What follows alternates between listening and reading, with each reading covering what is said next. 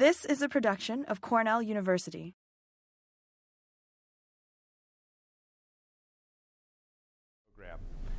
So I thought I get asked a lot about, how long does it take to get a variety out? What is the process? So I thought I'd walk you through what we did with Archer, my newest strawberry.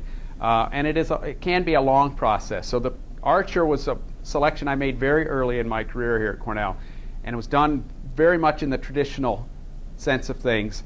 And so you'll see every step was done through the field on a year-by-year basis, and it takes a long time doing it that way. So we've got some strategies we've worked on, and I'll talk about how we've been speeding that up.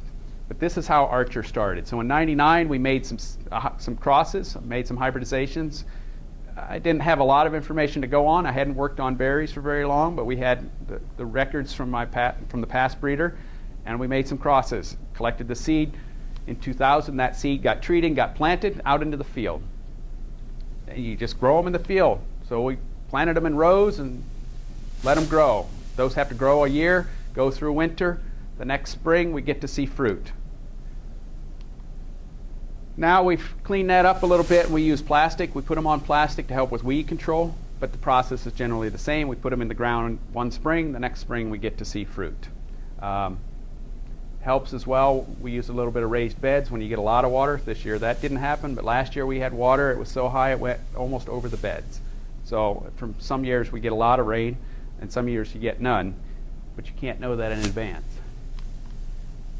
So in 2001 we made the selection. So this is a 2001 selection. I made some notes that day when I selected it. It's a huge kingberry. Often the primary berry that comes off a strawberry in the industry, they'll call it the kingberry.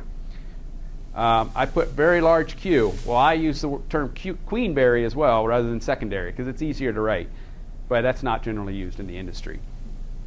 And I wrote that it was firm, good interior color, good flavor, tart. That's what I had to go on. I made some notes that day, and I picked 3 fruit.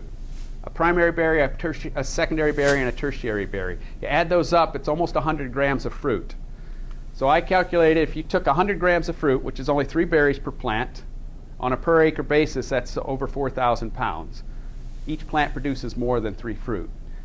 So this is the kind of thing, when we see this kind of thing, we're like, wow, we got yield right away because we got a lot of fruit size. It comes off very quickly, and it comes off at once.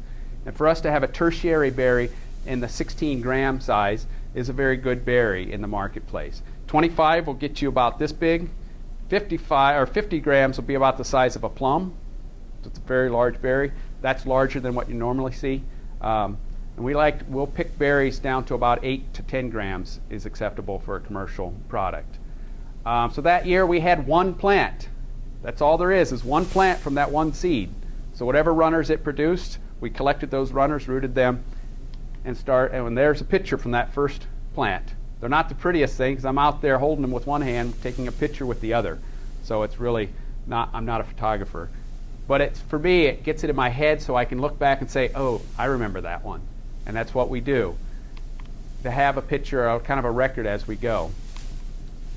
You start a plot. It took a year to make the runners, then you plant them again. You got to wait another year before they fruit again. So that takes a year. We planted, and then we look at it for 2 or 3 years because we want to see, is it going to live?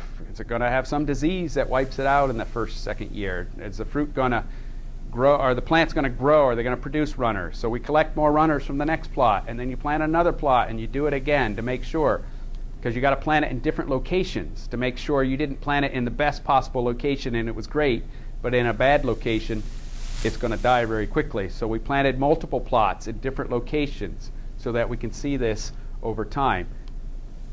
And then you have to evaluate it for several years to see how it comes through winter, to see how the plants grow. Will they persist in the field? Will it have a good yield every year?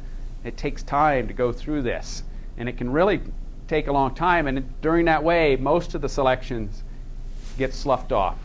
They're found wanting for whatever reason. They're susceptible to some disease. They don't produce enough runners. The fruit quality declines over time. These are things that you see.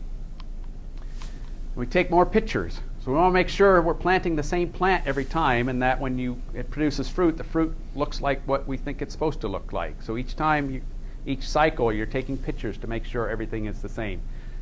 At that point, we decided these are looking good. They're very consistent. We're going to move it into tissue culture, because to take it off the station, we need disease-free plants. I can't collect stuff from the field and send it out to growers or to a nursery, and it could have any kind of pathogen on it. So we move it into tissue culture to clean it up, make sure it doesn't have any viruses, make sure it doesn't have Phytophthora, Verticillium, various fungal pathogens.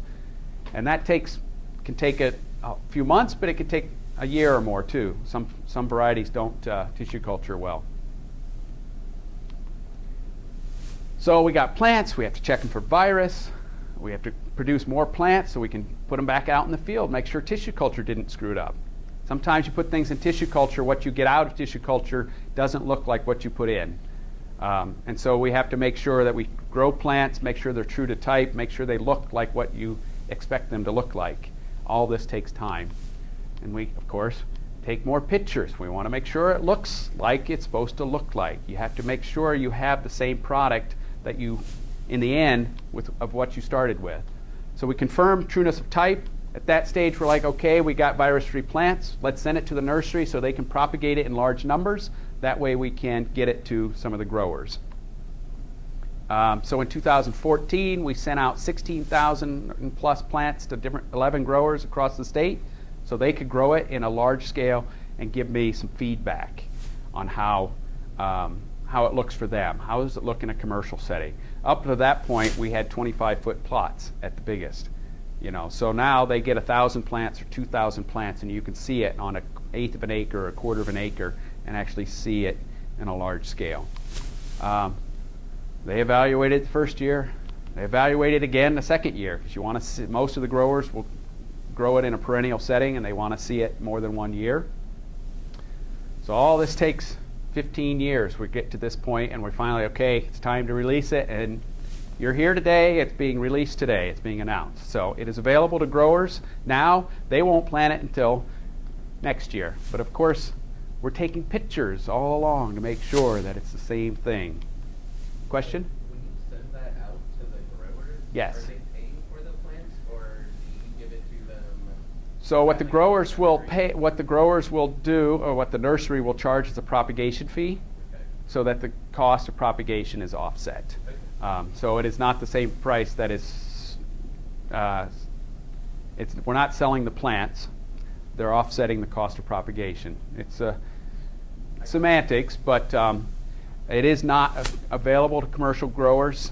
In this case, it was only available to growers of the New York State Berry Growers Association through a cooperative agreement with Cornell University that we have with the association. So we didn't send it to just any growers. We sent it to growers who were part of this organization that we had a contract with for doing the testing. And so this was this year. This is fruit I got from a commercial grower. It looked great. He was happy with it. We moved forward so that it's now going to be available. And they will plant the first commercial crop this coming spring in 2017. Of course, we won't see that fruit until 2018. So again, there's time every time you have to grow the plants. So it can really take a long time to get through it. So how do we... This has been a production of Cornell University, on the web at cornell.edu.